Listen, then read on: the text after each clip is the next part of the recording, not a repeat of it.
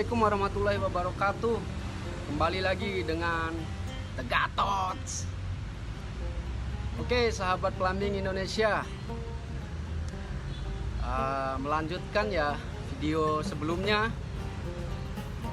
yang ada pertanyaan kebutuhan air ya, menentukan kebutuhan air. Nah, kita akan lanjutkan yang video berikutnya, kebutuhan air berdasarkan jumlah penghuni, tentu dengan melihat kegunaan atau fungsi bangunan ya. Nah, sekarang kita akan masuk ke menentukan kebutuhan air berdasarkan alat plumbingnya atau alat saniternya yang ada di dalam satu bangunan itu. Sahabat plumbing Indonesia, jadi pada prinsipnya alat plumbing atau alat saniter, keran air. Oke, sahabat plumbing Indonesia, pada prinsipnya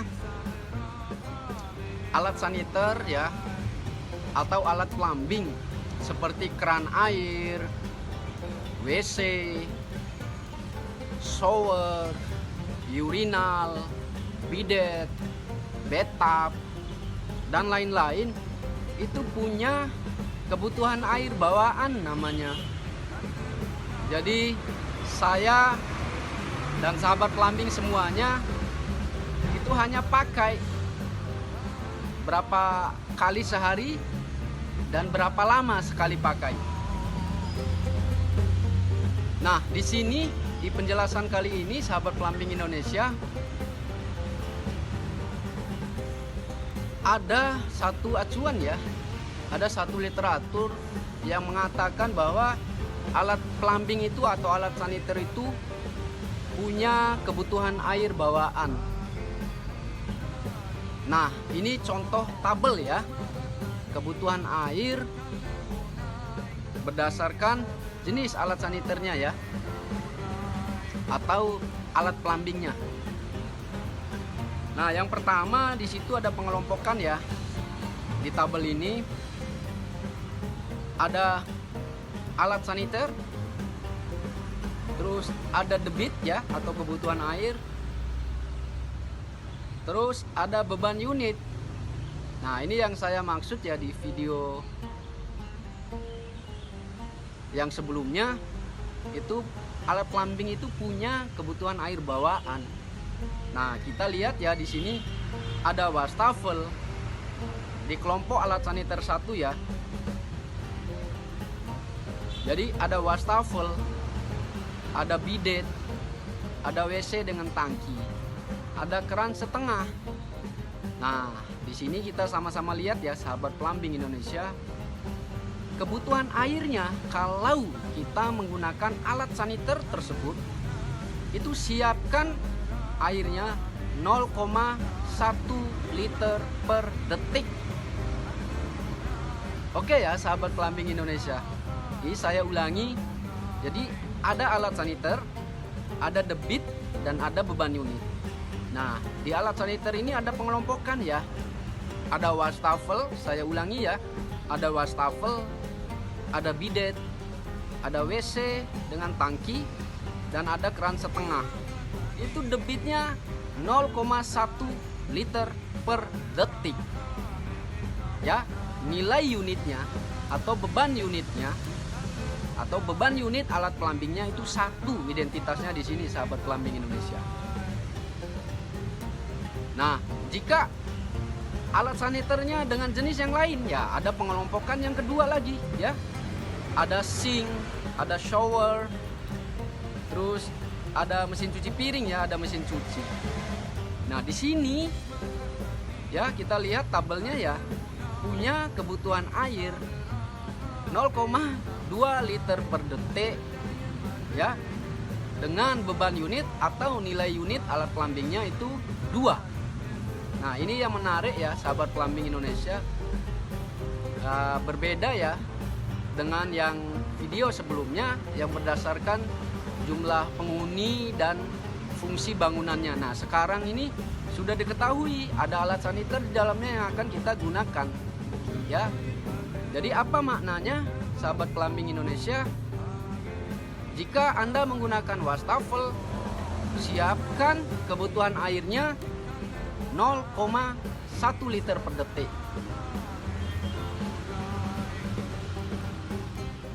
Terus jika Anda ada bidet di situ misalkan ya, bidet itu adalah tempat pipisnya ibu-ibu ya, wanita ya. Itu namanya bidet. Sama, siapkan 0,1 liter per detik juga untuk bidet. Nah, pertanyaan berikutnya, Pak, jika saya alat saniternya shower. Nah, shower di sini tadi saya sudah sampaikan ya, di tabel ini shower punya kebutuhan air bawaan yaitu 0,2 liter per detik. Siapkan 0,2 liter per detik jika alat saniternya shower. Nah, terus pengelompokan yang ketiga, ada urinal ya. Jika dalam satu bangunan ya, nah urinal ini biasa dipakai ya, kita temukan di tempat-tempat umum ya, di mall, di bandara, di rumah sakit ada urinal ya. Nah, kalau ada alat saniter jenisnya urinal, siapkan 0,3 liter per detik untuk alat saniter urinalnya. Ya, sahabat plumbing Indonesia.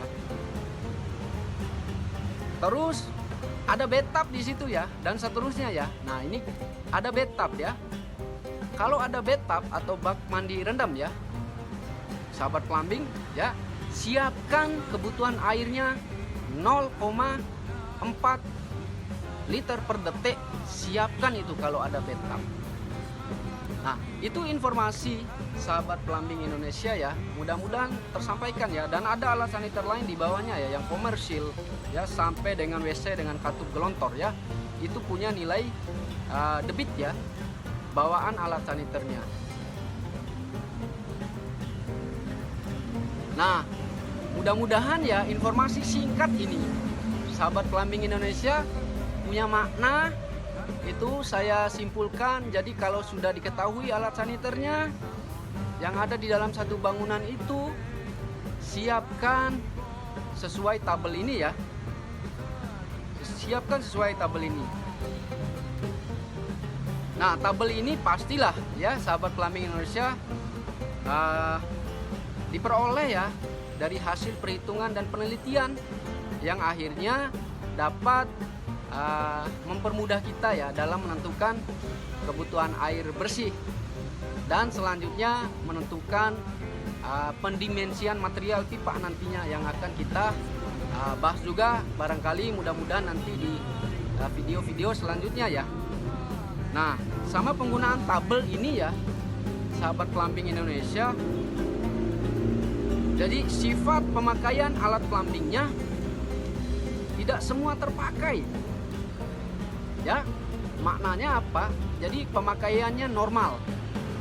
Nah, saya contohkan di sini, tidak mungkin saya ada dalam satu kamar mandi, misalnya ada alat saniter, wastafel, WC dengan tangki, terus ada bathtub di situ misalkan. Saya lagi menggunakan bathtub, kan tidak mungkin sekaligus saya menggunakan WC. Ya, sahabat plumbing Indonesia, artinya itulah penggunaan normal. Jadi hanya satu atau dua alat saniter yang dipakai berbarengan. Ya, karena ini tabel ini adalah penentuan air bersih yang private yang hanya ada dalam satu unit kamar mandi. Beda halnya mungkin nanti ada di tempat umum ya. Nanti di video-video berikutnya juga mudah-mudahan kita akan bahas ya, sahabat plumbing Indonesia. Oke, sahabat plumbing Indonesia. Itu informasi singkat, mudah-mudahan punya makna sahabat plumbing Indonesia. Jangan lupa dukung channel ini ya, The Gatots, dalam sahabat plumbing Indonesia ya, channel sahabat plumbing Indonesia, dengan cara like, comment, share, and subscribe. Dan jangan lupa nyalakan loncengnya sehingga kalau ada video-video baru, updatean terbaru, maka sahabat plumbing Indonesia langsung dapat notifikasinya langsung.